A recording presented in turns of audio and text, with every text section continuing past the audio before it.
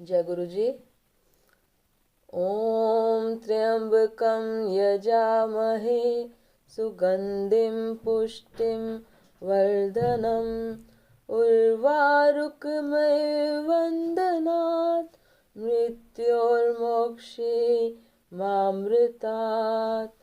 ॐ त्र्यंबकं यजामहे सुगंधिं पुष्टिं वर्धनम् उर्वारुकमिवन्दनात् मृत्योर्मोक्षे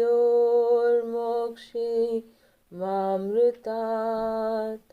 ॐ त्र्यंबकं यजामहे सुगंधिं पुष्टिं वर्धनम् उर्वारुकमिवन्दनात् मृत्योर्मोक्षे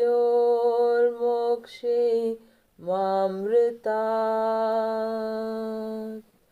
ॐ नमः शिवाय। शिवजी सदा सहाय। ॐ नमः शिवाय। गुरुजी सदा सहाय। शिवजी सदा सहाय। गुरुजी सदा सहाय। जय गुरु जी। गुरु जी का लख लख शुक्राना। गुरु जी की प्यारी प्यारी संगत का लख लख शुक्राना। संगत जी, कल हमने 6ठे अध्याय का श्रवण किया था, जिसमें संध्या की आत्माहुति उसका अरुंधति के रूप में अवतीर्ण होकर मुनिवर वशिष्ठ के साथ विवाह करना, ब्रह्मा जी का रुद्र के विवाह के लिए प्रयत्न और चिंता तथा भगवान विष्णु का उन्हें शिवा की आराधना के लिए उपदेश देकर चिंता मुक्त करना। संगत जी, आज हम अगले अध्याय का श्रवण करेंगे, जिसमें संगत जी 4 अध्याय सम्मिलित हैं, जिसमें 7वां, 8वां, 9वां व 10वां, ये 4 अध्याय सम्मिलित हैं। शुरू करते हैं। बोलो गणपति महाराज की जय। बोलो शंकर भगवान की जय। भोलेनाथ भंडारी की जय। बोलो गुरुजी महाराज की जय। महाशिव पुराण कथा रुद्र संहिता द्वितीय खंड सप्तम अध्याय और इसमें संगत जी 4 अध्याय सम्मिलित हैं, 7वें अध्याय से 10वें अध्याय तक। दक्ष की तपस्या और देवी शिवा का उन्हें वरदान देना। नारद जी ने पूछा, पूज्य पिताजी, दृढ़ता पूर्वक उत्तम व्रत का पालन करने वाले दक्ष ने तपस्या करके देवी से कौन सा वर प्राप्त किया तथा वे देवी किस प्रकार दक्ष की कन्या हुई? ब्रह्मा जी ने कहा, नारद, तुम धन्य हो। इन सभी मुनियों के साथ भक्ति पूर्वक इस प्रसंग को सुनो।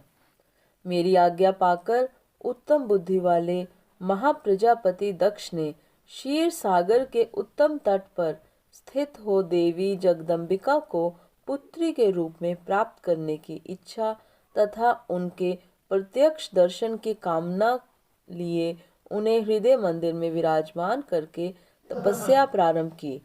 दक्ष ने मन को संयम में रखकर दृढ़ता पूर्वक कठोर व्रत का पालन करते हुए शौच संतोष आदि नियमों से युक्त हो 3000 दिव्य वर्षों तक तप किया। वे कभी जल पीकर रहते, कभी हवा पीते और कभी सर्वथा उपवास करते थे। भोजन के नाम पर कभी सूखे पत्ते चबा लेते थे। मुनि श्रेष्ठ नारद तदनंतर यम नियमादि से युक्त हो जगदम्बा की पूजा में लगे हुए दक्ष को देवी शिवा ने प्रत्यक्ष दर्शन दिया। जगन्मयी जगदम्बा का प्रत्यक्ष दर्शन पाकर प्रजापति दक्ष ने अपने आप को कृतकृत्य माना। वे कालिका देवी सिंह पर आरूढ़ थीं। उनकी अंग कांति श्याम थी, मुख बड़ा ही मनोहर था। वे 4 भुजाओं से युक्त थीं और हाथों में वरद अभय, नील, कमल और खड्ग धारण किए हुए थी। उनकी मूर्ति बड़ी मनोहरनी थी। नेत्र कुछ कुछ लाल थे। खुले हुए केश बड़े सुंदर दिखाई देते थे। उत्तम प्रभा से प्रकाशित होने वाली उन जगदम्बा को भली भांति प्रणाम करके दक्ष विचित्र वचनावलियों द्वारा उनकी स्तुति करने लगे। बोलो जगदम्बा महारानी की जय। दक्ष ने कहा, जगदम्ब महामाये जगदीशे महेश्वरी, आपको नमस्कार है।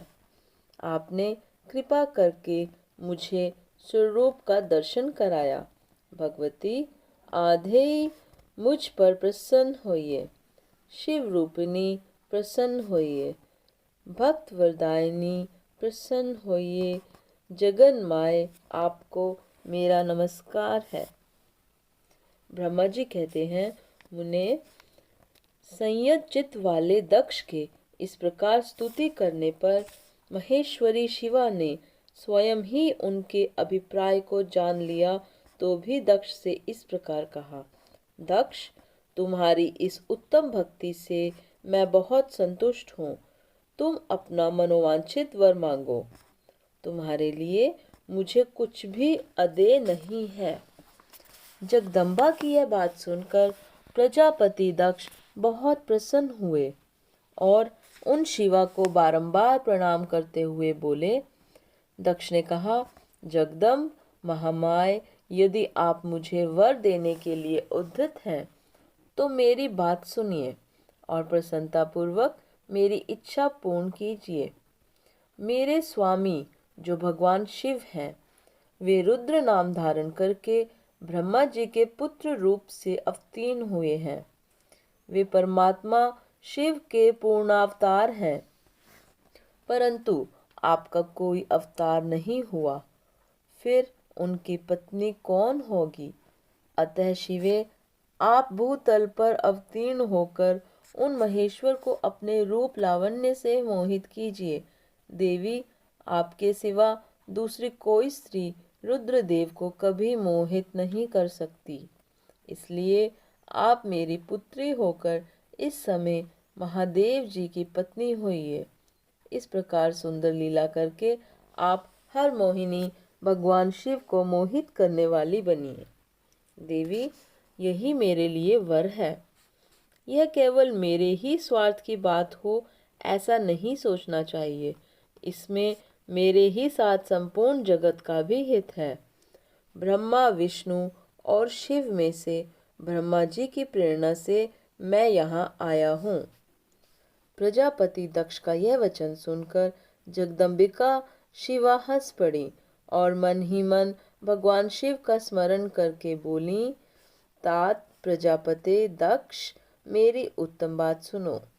मैं सत्य कहती हूँ, तुम्हारी भक्ति से अत्यंत प्रसन्न हो तुम्हें संपूर्ण मनोवांछित वस्तु देने के लिए उद्यत हूँ। दक्ष, यद्यपि मैं महेश्वरी हूँ, तथापि तुम्हारी भक्ति के अधीन हो तुम्हारी पत्नी के गर्भ से तुम्हारी पुत्री के रूप में अवतीर्ण होंगी, इसमें कोई संशय नहीं है। अनग, मैं अत्यंत दुस्सह तपस्या करके ऐसा प्रयत्न करूंगी जिससे महादेव जी का वर पाकर उनकी पत्नी हो जाऊं। इसके सिवा और किसी उपाय से कार्य सिद्ध नहीं हो सकता, क्योंकि वे भगवान सदाशिव सर्वथा निर्विकार हैं, ब्रह्मा और विष्णु के भी सेव्य हैं तथा नित्य परिपूर्ण रूप ही हैं। मैं सदा उनकी दासी और प्रिया हूँ। प्रत्येक जन्म में वे नाना रूपधारी शंभु ही मेरे स्वामी होते हैं। भगवान सदाशिव अपने दिए हुए वर के प्रभाव से ब्रह्मा जी की भ्रुकुटी से रुद्र रूप में अवतीर्ण हुए हैं। मैं भी उनके वर से उनकी आज्ञा के अनुसार यहाँ अवतार लूंगी। तात, अब तुम अपने घर को जाओ। इस कार्य में जो मेरी दूती अथवा सहायिका होगी उसे मैंने जान लिया है। अब शीघ्र ही मैं तुम्हारी पुत्री होकर महादेव जी की पत्नी बनूंगी। दक्ष से यह उत्तम वचन कहकर मन ही मन शिव की आज्ञा प्राप्त करके देवी शिवा ने शिव के चरणार विंदों का चिंतन करते हुए फिर कहा, प्रजापते, परंतु मेरा एक प्रण है, उसे तुम्हें सदा मन में रखना चाहिए। मैं उस प्रण को सुना देती हूँ, तुम उसे सत्य समझो, मिथ्या ना मानो। यदि कभी मेरे प्रति तुम्हारा आदर घट जाएगा, तब उसी समय मैं अपने शरीर को त्याग दूंगी, अपने स्वरूप में लीन हो जाऊंगी अथवा दूसरा शरीर धारण कर लूंगी। मेरा यह कथन सत्य है। प्रजापते, प्रत्येक सर्ग या कल्प के लिए तुम्हें यह वर दे दिया गया। मैं तुम्हारी पुत्री होकर भगवान शिव की पत्नी होंगी। मुख्य प्रजापति दक्ष से ऐसा कहकर महेश्वरी शिवा उनके देखते देखते वहीं अंतर्धान हो गईं। दुर्गा जी के अंतर्धान होने पर दक्ष भी अपने आश्रम को लौट गए और यह सोचकर प्रसन्न रहने लगे कि देवी शिवा मेरी पुत्री होने वाली हैं। बोलो शंकर भगवान की जय, भोलेनाथ महाराज की जय, बोलो पार्वती माता की जय। इति श्री महाशिव पुराण कथा अध्याय समाप्त। कर्पूर गौरम करुणावतारम संसार सारम भुजगेन्द्रहारम सदा वसंतं हृदयारविन्दे भवं भवानी सहितं नमामि, भवं भवानी सहितं नमामि। ओम नमो शिवाय, हरि ओम नमो शिवाय, ओम नमो शिवाय, बोलो ओम नमो शिवाय, ओम नमो शिवाय, शिव जी सदा सहाय, ओम नमो शिवाय, गुरु जी सदा सहाय, शिव जी सदा सहाय, बोलो ओम नमो शिवाय, गुरु जी सदा सहाय, बोलो ओम नमो शिवाय, ओम नमो शिवाय, हरि ओम नमो शिवाय, ओम नमो शिवाय, हरि ओम नमो शिवाय। जय गुरु जी।